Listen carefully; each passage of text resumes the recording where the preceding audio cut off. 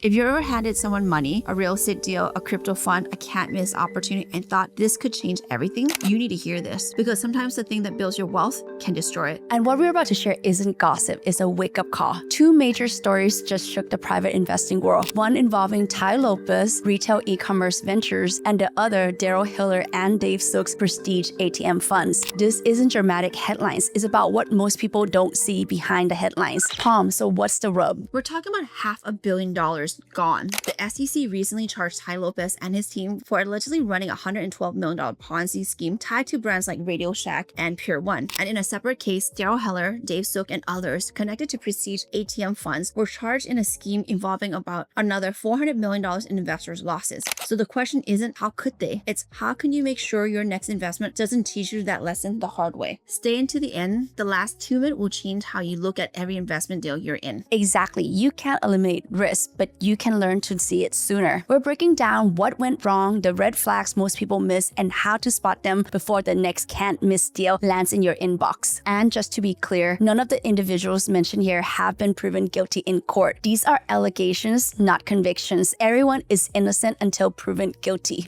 By the way, if you're new here, I'm Palmy. And I'm Nancy. Together we make the Kitti Sisters, two immigrant girls who started with $2,000 in the bank and built a $400 million multifamily real estate empire. We raised over $130 million from investors, protected them through every market cycles, and our mission to help you build your wealth the honest way while everyone else is chasing hype. Let's unpack what happened, because this isn't just about Tai Lopez or Dave Zook. It's about a pattern that repeats itself every few years. And the truth is, it can happen to everyone who invests with hope but skips due diligence. You know, like, this reminds me of us. Like, in fact, we were part of similar webinars, presentations about investment opportunities. And at that time, we were so excited. Wow, 20% plus guaranteed returns. I think we even jokingly talked about, hey, if we were able to put in $500K, $500,000, get 20% per year guaranteed, that can be what we live off of. That's like a six-figure annualized return. Yeah, and we thought like, wow, it's amazing. And you know, the irony of the situation isn't because we were smart enough to avoid it at the beginning when we first got into the investment world. The irony is that the only reason we weren't scammed was because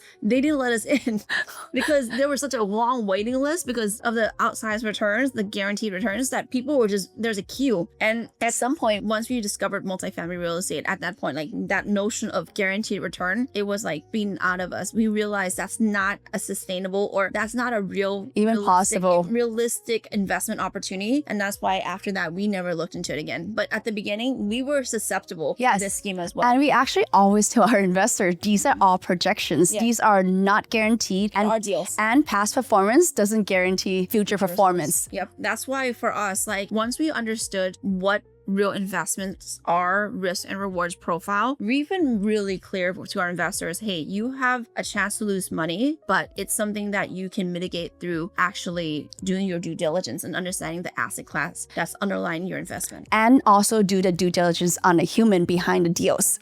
Yeah, absolutely. So let's unpack what actually happened here, because this isn't just about Tai Lopez or Dave Zook.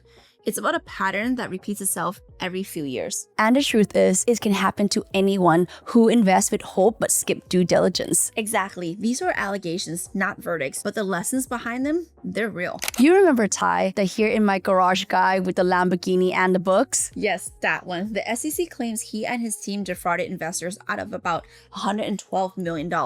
Their pitch sounds innovative. Buy nostalgic brands like Radio Shack and Pier 1 and bring them back to life online. It was a perfect story. Nostalgia meets e-com. But according to the SEC, the profits were smoke and mirrors. Investors' monies was allegedly recycled. New money used to pay old investors. So basically, according to the SEC, a Ponzi scheme setup. Exactly. That's the accusation. And reportedly about $16 million went towards their personal expenses. So they weren't selling products, they were selling a dream, and people bought into it. Now, this next case bring it closer to home. Yes, Daryl Hiller and Dave Zook's prestige ATM funds. Between 2012 and 2024, they raised about $700 million from investors. The pitch: every time someone withdraws cash from an ATM, you earn fees. Simple, predictable, it sounds safe. Exactly. That's what made it so dangerous. Lawsuits alleges that most of the ATMs didn't even exist. Some were sitting in warehouses. The claim is that Prestige told investors that they had around 38,000 ATMs, but allegedly fewer than 10,000 were actually purchased, and fewer than 1,000 were even in operation. Meaning the returns investors were remember getting came from new investors. When new money stopped, the whole thing collapsed. We know people, and some of them are actually our investors, who lost real money in that. But what hurt most wasn't the loss itself. It was the betrayal of trust. That's the thing that really hit home for me, because honestly, the investors that we know that had money in this fund, they're immigrants like us who came with nothing. I mean, some of them, I can see their faces just floating as we're talking, and it's so devastating because for them to scrape enough money to invest in these type of funds, it's a lifetime of work, and to have it be destroyed because they trusted someone that was reputable, that was supposedly someone that has done this, had the track record, is just devastating. The thing that actually got me really upset and kind of gave me like a mini existential crisis at the beginning was the fact that these people didn't have to promise these oversized returns. Because like us, when we do our multifamily deals or even new development, we have development deals where we tell our investors, hey, there's no cash flow for years because we're building something. We don't have people It's renting. raw land. It's raw land. And that's the thing that I feel like I always really enjoy the way we raise money because we tell people exactly how it is. And the thing that people fear, and this is my internal interpretation of why these returns were promised to begin with, is because I think the people who are raising deals were afraid to raise money when they had less returns as projected. For us, I don't think that's ever a fear. I think we feel like we should tell our investors straight up what's happening. If there's no cash flow, we're going to tell you day one, don't expect cash flow, but here's the upside. If there's small amount of cash flows, this is why, and here's the upside. And it's up to the investors to decide if it makes sense for them. And if there's no tax benefit until year 3, we just straightly say there's no tax benefit. You're just investing for generational growth. Yeah, because like every investor, and I think like this is a lesson if you ever want to raise money from anyone, to recognize that number one is don't be afraid to raise money even if you can't guarantee 20-25% return. And in fact, I would say never guarantee returns because it's impossible. When you're investing in equity, we don't know the market conditions. We don't have a crystal ball. We cannot tell you, hey, day one, this is exactly going to happen and it will happen. So I would say number one is never guarantee anything. The number two thing really important is that know that there's investors out there who are happy with a 5% return, but there's some who needs 10. There's some who don't care about cash flow, who want appreciation. So it's more about understanding what your investors are looking for, what their appetite is today, because it could have changed from yesterday or 5 years ago. And then also understanding what asset class matches that. If you want to have really high risk and you can get like 1,000% return, then go invest in some random crypto fund. But if you want something stable, something predictable that been through the test of time, something that is one of the key fundamental human needs according to Maslow's hierarchy of need, which is shelter behind just water and food, then you invest in real assets like multifamily real estate. And a lot of our investors, they look for cash flow. What they also love about real estate is the tax benefit, right? Because taxes are basically a series of incentives for what the government want us to do, right? And a lot of them are high income earner accredited investors. So that's what they look for. But always say the truth, be real, because a lot of these investors, like our investors, just want to invest in real assets. Yeah, so that's the point. The main point here is that don't feel desperate to raise money and do unscrupulous things. Number one, it's really immoral to do, and it's just like one of the and you only have one shot with them if you do like, just one, and it's their, maybe that's all the money they have, so it's up to you to take this responsibility seriously and don't do that. We're like beating a dead horse here. It's like when you go into an investment and you hear people promising guaranteed returns, and that one word, run. Yeah. You always talk about trust marketing. What does that mean? It's when people sell credibility instead of deals. So they show up on podcasts, panels, masterminds. I can think of a few right now who had really done wrong by their investors or did something wrong to their investors and show up on these panels, like whitewashing everything about what they've done in the past. So yeah, they show up, they sell themselves as credible based on the numbers of views or the number of clicks and likes versus actually fundamentally their performance. And you start thinking, you keep hearing their name, they must be legit. Meaning repetition becomes reputation, even when it's not earned. Exactly. That's why we lead with transparency, not guarantees. If someone only feels confident when you promise returns, they're not investing, they're gambling. And look, every investor needs to evaluate not just the numbers, but the logic. If the market average in that industry is 8% return and someone else comes by promising you 25%, ask yourself, what's the mechanisms? What's the risk that justifies that return? That's why we love multifamily real estate, because no matter how technology changes, like we mentioned earlier, people always will need a place to live. Clean, affordable housing in high demand areas will always create opportunities. But things like ATMs. We live in a world of Venmo, Zelle, Apple Pay, cashless everything, and it's only growing. So therefore, there's really no justification why ATMs are going to grow. In fact, their decline wrapped in nostalgia. And that's the same thing that goes for e-com nostalgic brand like Radio Shack, once thriving because people need to actually go to the physical store. Now the internet makes those obsolete. Without like revolutionary products, like think of iPhones, etc., they become obsolete. Why do you have to go there? It's a really model that's really fighting a losing battle. Okay, side question. Yeah. When was the last time you went to an ATM machine? Okay, I haven't been to one in a long time. And secondarily, these aren't the ATM machines at the bank where if you withdraw money, you have Bank of America account, you withdraw money from it, it's free. These are high fee machines that are typically at places like bars, clubs, etc., where people used to actually have to physically withdraw money to go buy a beer or buy a bottle of wine, etc. But now, like we just zap pay. You can pay Venmo, you can pay with Zelle. You don't even have to have cash. Right now, we're traveling abroad in Thailand, and they are such a payless society. It's kind of annoying because It's like a pain in the ass. it's actually a pain for us coming here because we try to pay for like a Uber like ride, and they're like, oh, you need to scan the payment. We don't have the scan app that they use, and so okay, the opposite can be true. Become kind of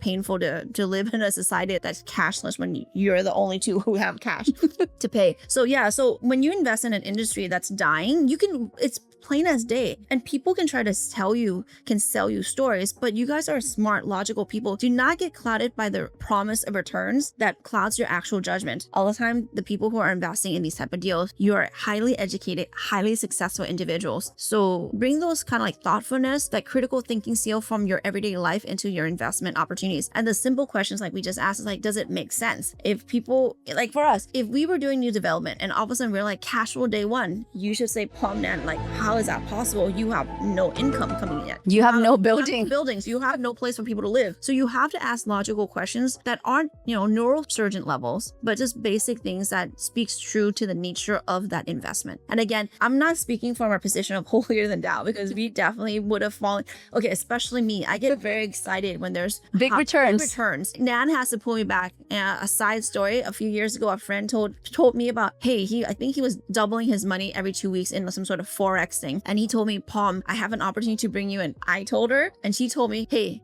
we have way too much to lose to get caught in some sort of scam. So we're not doing that. But I'm like, but the returns are amazing. And she's like, no, cannot do that. So either, develop those critical thinking skills or have a sister who has it. Or have a nan. Have a nan. Have your own nan.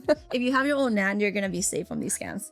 So for everyone who's watching, how do you protect yourself from this? So here's where you start. So these are not obviously the all and all be all, but 5 simple filters that you use on every time you want to invest. Number 1, follow the money. If someone can't clearly explain to you where your dollar goes, walk away. So this is where you call it like uses of the funds. What are they going to use the money for? Are they using it for development? Are you building buildings? Are you buying an apartment? Are they, now in this case, like, are you buying ATMs? Then you also secondarily, so this is the part where it's harder to validate ATM versus an apartment building. And here's a story. So ATM machines are spread out throughout the country. And allegedly in the SEC filing is that they had some sort of a list of ATM machines, purportedly the entire list in somewhere near Pennsylvania. And when investors go there, they'll say, hey, let's go visit the ATM. And they purportedly would randomly select from this list. But that list was sort of rigged already so that every time they go, that place will have an ATM machine. They're going to be smart enough to not have a phantom ATM on this list, right? It's just logical sense. But when you do at apartments, you actually see the buildings. So here's the story. A couple weeks back, we visited our build-to-rent townhome development in Texas, and we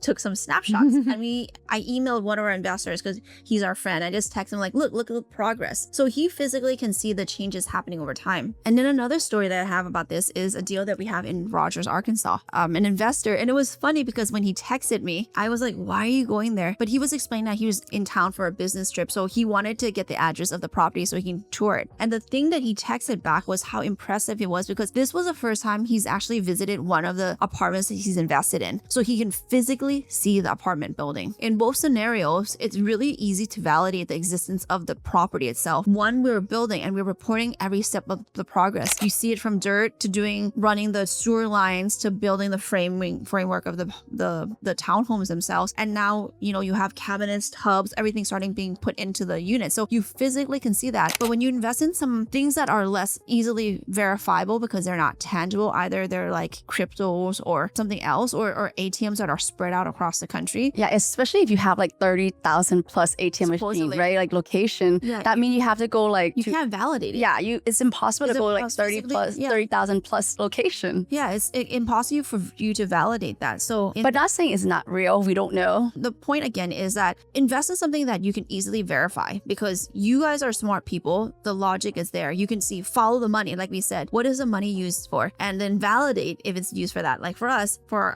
our development project, we said we're using this money to build the units. Well, you can physically go see it. Are we doing that? If we're doing that and there's progress, then that's very easily verifiable. And we loved it that our investor asked to go visit it, right? Because it's something that we are so proud of, to turn dirt into like entire neighborhood. That's the thing. Like, we are really proud when we have these developments, because it's seeing something that we told them on paper and it's becoming something real. So we're very proud of that. Number 2, be allergic to guarantees. Every investment carries risk. So if someone promises guaranteed return on equity deals, that's not confidence, that's fiction. So run away, right? Number 3, check alignment. Are they investing with you, or are they just using you to fund their fees? This is significantly important for us when we do our projects. We get our chunk money when the deal does well. When our investors get the returns that they're happy with, the ROI, they're getting the return on their principal and they're making a profit, that's when we profit. So we have a clear alignment of interest. And even if we didn't, we have a fiduciary duty to protect our investors' money. So clearly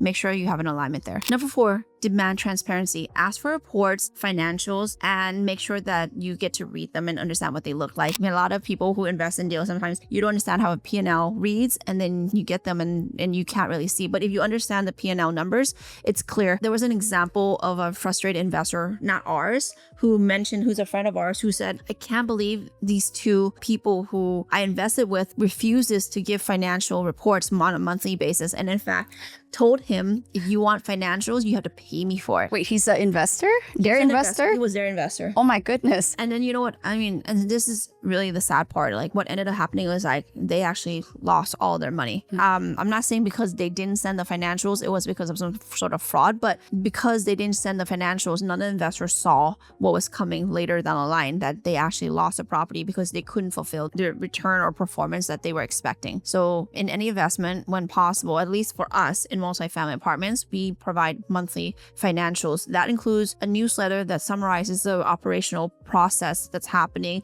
good things, bad things, what's happening on the property. But we also provide clear financials. We provide the P&L statement, which is the profit and loss, and you can go through the entire category from income, from total income to the property mix, to all the mortgage payments, to the cash flow that the property produces. Everything is lined out on this one document. We even provide rent rolls that allows you to review the rents to see, hey, is it matching up? A lot of investors don't dive deep, but at least the information is there. Some investors do dive deep, and I respect that they ask these really poignant questions. They demand that kind of transparency with us. So if there's any question whatsoever, they always feel free to call us, email, text us, and just ask us, and we'll make sure to get the information back to them as quickly as possible. Number 5, trust your gut. Intuition is data. If something feels off, it probably is. And a bonus rule? Okay, this is a bonus for you guys because you stuck to the end. Never let anyone rush you. If it's real, it'll still be there tomorrow. Don't let the false scarcity scares you. Of course, there's instances where you don't get to invest because it's oversubscribed, because you can only take a certain amount of investors. We've had deals where in a few days, we've completely raised the funds and someone comes back a week later, the opportunity is gone. But the clear thing here is that that specific opportunity is gone. It doesn't mean you don't get to invest ever again. So never feel compelled to rush into anything. For us, when investors ask us, hey, I need time, I need to think about it, we always tell them, sure, think about it. No rush. Yep. If you guys have any questions, just ask us. Feel free to ask. We're here, right? Yeah, we're never going to rush you. If you're not ready, fair game. We don't pressure sell. If the investment doesn't feel right for you, we don't want you to be in that investment, because not only is it going to cause you to have distress, but it's also something that we don't want to deal with. If someone is on the fence, hey, don't worry, there's a next deal. An example of this, one of our investor, Ed, he's soft committed. Basically, he's written express interest in deals for the past 7 years. and he hasn't invested. And the cute thing about Ed is like after these deals close, he'll email or send a message like, hey guys, I know I subscribed, but I didn't do it. And I didn't subscribe. I soft subscribed. I just expressed my interest and I actually didn't go through with the investment. I'm sorry, but I'll look at the next one. And we're always telling Ed like, no worries, Ed, like no worries at all. And then until recently, he actually ended up investing after several years of not doing it. And that only happened because we didn't pressure sell him. We let and he found a deal that he actually liked that fits his internal investment criteria that that he liked. Yeah, and that's exactly the point. For us, if you're an investor, we want you to be our investor for life, not our investor for every deal. If the deal makes sense for you, you invest in it. If it doesn't, we're never going to pressure sell you, and we're never ever going to guarantee returns that is impossible to guarantee. The market doesn't just test your money, it tests your judgment. You can't remove risk in any investment, 100% for sure that's the case, but you can remove blind trust. That's how real wealth is built. Honesty might not raise the money the fastest, but it raises the safest. Absolutely, because trust isn't built on hype, it's built on truth every single time. If this episode helped you see things a little clearer, share it, because one conversation like this could save someone's financial future. Yay! That's a wrap!